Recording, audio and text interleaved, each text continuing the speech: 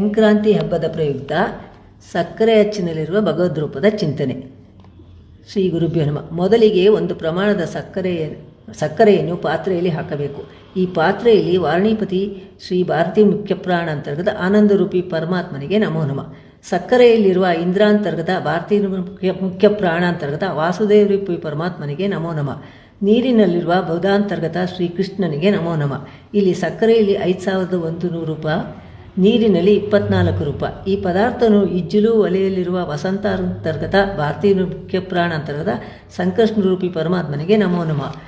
ಕೆಂಡದಲ್ಲಿರುವ ಅಗ್ನ್ಯಂತರ್ಗತ ಭಾರತೀಯ ರಮಣ ಮುಖ್ಯ ಪ್ರಾಣ ಅಂತರ್ಗತ ಪರಶುರಾಮ ರೂಪಿ ಪರಮಾತ್ಮನಿಗೆ ನಮೋ ನಮಃ.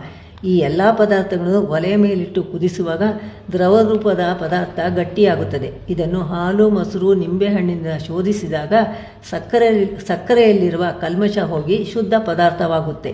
ಅಂದರೆ ನಮ್ಮ ಮನಸ್ಸು ದ್ರವರೂಪದ ರೀತಿ ನಾನಾ ಕಡೆ ಹರಿಯುತ್ತಿರುತ್ತದೆ. ಈ ರೀತಿ ಶೋಧಿಸಿದಾಗ ಒಂದು ರೀತಿ ಮನಸ್ಸು ಸ್ಥಿರವಾಗಿ ಪರಮಾತ್ಮನ ಎಡೆ ಸಾಗುವುದಕ್ಕೆ ಅವಕಾಶ ಆಗುತ್ತದೆ.